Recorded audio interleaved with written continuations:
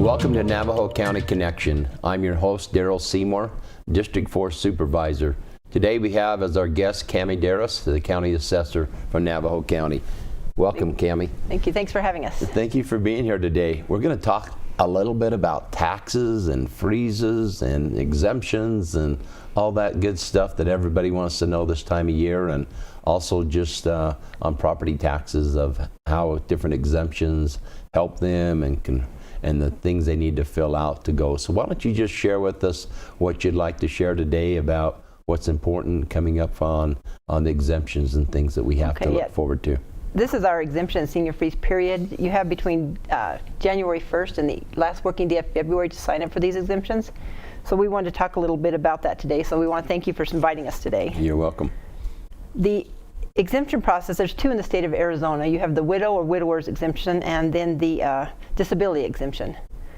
They are for low-income families, so there's an income threshold on them.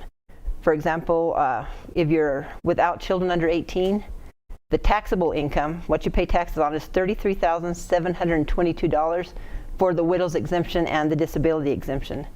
Now, if you have children that are under 18 or you have a disabled child, then that income goes up to $40,456. And once again, we're talking about taxable income. So, right. And that amount's adjusted yearly, so it goes up a little bit. The first time you do file, we require a copy of your income tax. If you pay income tax, a lot of people that are in this income bracket don't pay income tax. So at that point, then all we need is maybe a copy of their Social Security showing what they get. So. Okay. And you also have a valuation on your home. Your home can't be worth more than $27,498, and that's assessed value. 27,000 or 274,000? Okay, that's assessed value. You're right. Okay, that's where you got me going here. Okay, it's 20,498, which calculates to about $274,000 on our tax rolls. And our values are usually a little bit lower than the actual value. So if you're not sure about your value, we send out notices of value, which we're going to mail Friday. It'll be on that. You can call us and we can look it up for you, or you can go to our website, which is navajocountyaz.gov/assessor. Then there's a little place you put property assessment information, put your parcel number in, and it'll tell you what your valuation is. Sure. But if you have any questions, we're there to answer your questions. Now, how big of a help is this exemption? Have you ever saw what it really does as far as income increase that exemption would help somebody with? What it does, depending on the jurisdictions you're in, it's between $350 and $400 off of your tax bill. So it's not a full exemption unless you have a house that is worth like $40,000. So it does help. I mean, sure. $350, $400 helps depending on what school district you're in. Okay, that's great. There's also requirements for the widow or widowers. The spouse had to be a resident of Arizona at the time of their death, or the surviving spouse had to be a resident before 1969, which is a weird thing in there, but it's been in the Constitution for a long time, and the assessors have tried to change it. We just haven't had a chance to get it done through the legislature. And as far as disability exemption, the income levels are the same. The house valuation is the same. The only difference is you have to actually be 100% disabled. Okay. And we have a government form. You know, government has a form for everything. So we have a government form you take to your doctor. Your doctor fills it out and says you're 100% disabled. And then if you meet the other income thresholds, then we can file you for the same exemption as a widowers. Okay, that's good. Good to know on those things there. So we have widows, widowers, and the disability so far. The qualifying, and I think the home, again, can have an assessed value over $27,468 assessed value. Yeah, which comes to a little under $300,000 home. That's good. You do have to sign up for it, like I say, in January and the last working day of February. But what happens is once you sign up the first time, we actually just every year in December mail you the application to re-sign. You don't have to have it notarized. You don't have to do anything. You just have to sign it, review it to make sure, you know, same address, same phone number, all your information is the same. You have the same amount of property, and mail it back to us. We don't require new income, proof of income at that point, and we don't require another doctor's form. We only need the doctor's form the first time. First time. Okay. We do, the statute does ever require that if you do win the lottery or something, or go over the limits, you're supposed to notify us, that I now have, More income. more income. So, Okay. but we don't require it after that. It's right there. And the same thing on the disability, do you have to go back to a doctor each year, or is that just No. one So and done? one time, once you give it to done. us one time, Okay, we don't make it be yearly. So the first time it's a little bit of a hassle to sign sure. up. Because the first time you sign up, you have to sign up in front of somebody from our office. So you actually have to either come into the Holbrook office. We're here at the Sholo office on Tuesdays from 8 to 4. So you can come in there. We do have some people that are homebound and can't get out. So we actually will go do home visits for those people that can't get out and go visit them for the first time. And we actually go to senior citizen centers in February. We'll go to the Winslow Senior Citizen, the Holbrook. We come up here to Sholo, to the Pine Top and the Snowflake, and the Heber Senior Citizen Center. We do one every Wednesday in February, so people don't want to have to drive all the way to Holbrook for those services all the time. So we come here and it makes it a little bit easier for them. Okay, that's fantastic. That's good. How many people help you, in your office? You obviously can't be out all the time going to individual people, but in the county assessor's office, how many, staff do you have totally working there? Well, we have 19 total, including myself. Okay. And being that kind of small office, we don't have our appraisers will go out and meet with the person that needs to be signed up because they're in the area already. So everybody in our office can sign up for widow's, get you signed up for the widow's exemption. So it's not I do this thing, this is my box and I'm not stepping out of it. Right. Every one of our office staff helps each other and does a little bit of everything. Okay, that's great. The one thing with the widow and widowers is when you have a piece of property and say it's joint tenancy or common property with rights of survivorship, well, when you record that death certificate, it automatically takes that deceased spouse off of it, which is good because in that case we show you as the whole owner. So you get the full ramifications of the exemption. Otherwise, you would be only half owner and only get half of it. But with that said, too, if I have a house that my husband and myself were on, and it's a $300,000 house, and I remove their name, then I no longer qualify. But if I leave their name on, only $150,000 of that house is mine, so then I do qualify for that portion of the exemption. So it's sort of a catch-22 right thing. So on those two sides. Wow.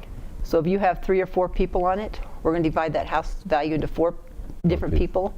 But it can hurt you because if you're not going to get the full exemption, right? If you're over the exemption that we allow. The threshold there. Yeah. Okay. So that helps you a little bit. And we don't require the death certificate be recorded, but we do require a copy of it the first time you sign up. So the very first time you sign up, you have to give us a copy of the death certificate, but it doesn't have to be recorded.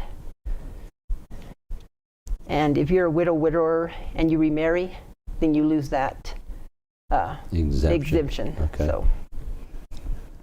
And is there something that they have to provide, or is it just on the honor system there that somebody comes in and lets you know that they are no longer eligible for that because of marriage? Well, they sign up once a year, so if they sign up in January and they're not married at January, then they're going to get it for that year.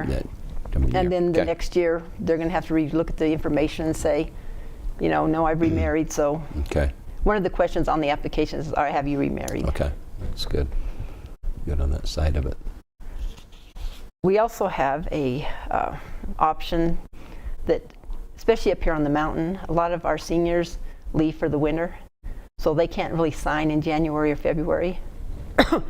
So we have an option that we've came up with to let them be able to qualify if they sign after February 1st and have a valid reason for not being, it can't just be, I just didn't want to come in. But if they have a valid reason that they couldn't sign up during that period, once again, we have another form, government and their forms.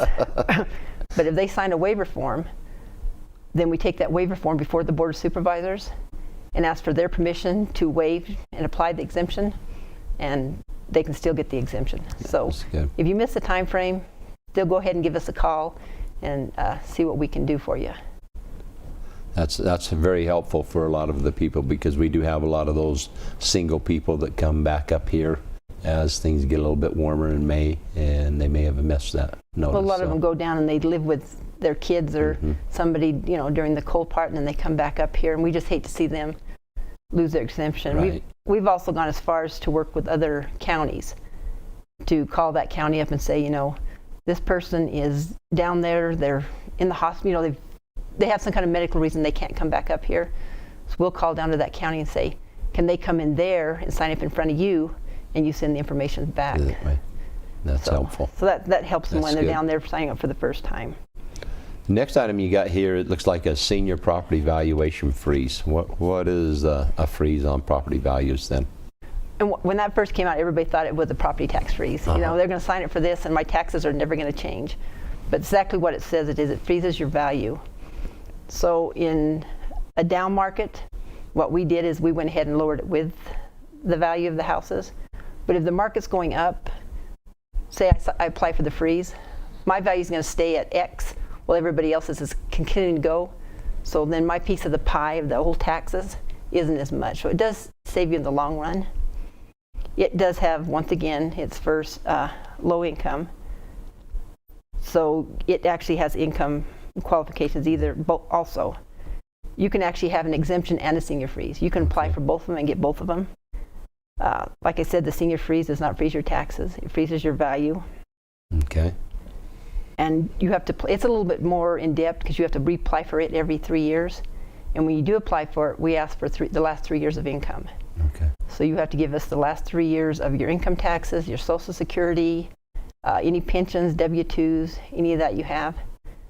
Because as we talked about in the exemptions, it's taxable income. The senior freeze is all income, whether it's taxable or not, includes all your income. And both of these are household incomes. So if you have kids living with you, you need to include their income also. So you have what are those breakdowns of the valuations here on that senior property freeze? How much money can a single owner make up to? A single owner is $37,584 of total income, not just taxable. And if there's multiple owners on the property, it can be $46,980. There. Okay. And that's actually an average over the 3 years. So say in the middle of the year you went a little bit above the $47,000. The other 2 years you went a little bit below, so it's the average of the 3 years. So it's not every single year, we just average out the 3 years. That's great. That's great. Anything else as far as exemptions, freezes that we need to be aware of? No, that with the senior freeze though, you do have to, one of the owners does have to be at least 65 Okay. as of January 1st of the year they apply. So you'd have to be that age, and then you'd have to meet the income requirements. And it has to be your primary residence. Okay. It doesn't qualify for any secondary homes or any rentals or anything. It's only your primary residence there. And what is the deadline on the exemptions in February? What's that deadline? The last working day of February. Last working day of February, but we will make some exemptions on the exemptions, right? Right, and 99% of the time we do it because they have a valid reason that they didn't come in, and we want everybody who's eligible to get those exemptions. We don't want to cut anybody out of getting them. That's good. Because they're actually for the low income that need them, Right. So. Well, Cammie, while I have you here, let's talk a little bit about, just in general, if we can, a little bit about property taxes, what you see or what you forecast valuations doing, say this next year or 2 years, and maybe some of the valuations, if you want to share, as we see some of these power plants close, what effect is that going to have necessarily on our, property income tax to different things? Are you able to share some of that information? And how the taxes work is our valuations that we set, they're strictly to divide up who pays what. Right. I mean, the jurisdictions, let's use Navajo County, for example. Right. Let's say they have $1 million budget, property tax budget, and we have $1 million of assessed value. All they're going to do is they're going to charge $1 for every dollar of assessed value to get their $1 million. If property values drop down to $500,000, Navajo County still has that $1 million budget over here, so they're just going to get $2 for every dollar. And vice versa, if it was to double if we had $2 million assessed value, it was going to, then they'll only get 50 cents for every. No. So what happens with the power plant is when the power plant, for example, at the end of this year, one of the units is going to go down, Navajo County's assessed will lose about 4% of their assessed value. Now, some of the districts, like the Joe City School District, they'll lose a third of their assessed value. So it will affect them dearly. But if the whole power plant was to go out, I mean, that's the county's going to feel it. Right. So what's going to happen is we're going to spread that. Everybody else is going to have to pay a bigger portion of the piece of pie. Piece of pie there. And I think that's one of the things that's hard when we look at a big economic hub as a power plant. One of the things that it does create jobs, it does create the income, and we are still going to share that same burden of the services that we've always had. It's just that they are a real big player. They are an entity that pays a lot of taxes, and I'm not sure that people fully understand just how much taxes they did pay. And I don't think it's so much just the taxes, it's the trickle-down effect, because so people lose their jobs, they're no longer buying in the county, they're no longer living here, so the housing market goes down. So it's a trickle effect. It's just not property tax, it affects us across the board on sales tax and everything else. So it's one of the things that we need to be prepared for, whatever we can do to continue to draw an economic driver of our community, to create more jobs in this area, in our county, and to build the reason that we're here. And we really wish there were some alternatives. We've talked about trying to keep that plant open by using some alternative resources. I know we had a discussion of using that for biofuel mass, and that was a little discussion that would help both our forest as well as the power plant and keep some of the jobs open in creation. But I know that we've always survived. I know that we have always been creative in what we need to do, but we appreciate what you do and your staff as the county assessor. You've been with Navajo County how many years? I started with them in '79, and then I left for 3 years and came back. But to be honest with you, as county assessor, I would be at a loss without my staff. I have a wonderful staff, and I wouldn't be here or have anything to do without the staff. I take credit for a lot of what they do, but they do 90% of what needs to be done. That's great. Cammie, you're surrounded with good people, and you've done that, through the years, and you've spent a lot of time serving the public here as our county assessor, and just want to thank you for what you do. Well, thank you. Thank you. Anything else you'd like to cover today? No, I think we're good unless you have any other further questions for me. Or do you have a phone number maybe that people could reach out, a phone number to contact you if there are other questions? Yeah, and they can reach us at 928-524-4086 is our main line. My email address is my name, CAMMY.Darris, D as in David, ARRIS, at NavajoCountyAZ.gov. And you're welcome to email me anytime. And you also can go on our website, which, like I said, is NavajoCountyAZ.gov/assessor. And we have a property assessment that you can look in there and, look and see an overhead. Click on it. It'll tell you who owns that property, what the values is on that property. We've got information there about the widow's exemption if you want to go in there and click on that, or the other exemptions. We have some presentations in there. We have a little bit of everything in there. But the best thing to do is, when you have any questions, is give us a call. I mean, that's what you all pay us to do, is to answer your questions. Right. So we're covering widowers, also disabled, and then the senior freeze. All of those are eligible for some type of exemption depending on income and valuation. So reach out to Cammie, reach out to anybody here with the county that can help you, and if you can save a few dollars on your taxes, that's what we want to be able to take advantage of. Yeah, and we can email or mail any of these paperwork to you, so we can get it to you as fast as we can. All right. Well, Cammie, thanks so much for being with us today on Navajo Connection. Appreciate it. Thank you. Thanks for joining us on Navajo County Connection, and we'll see you next month.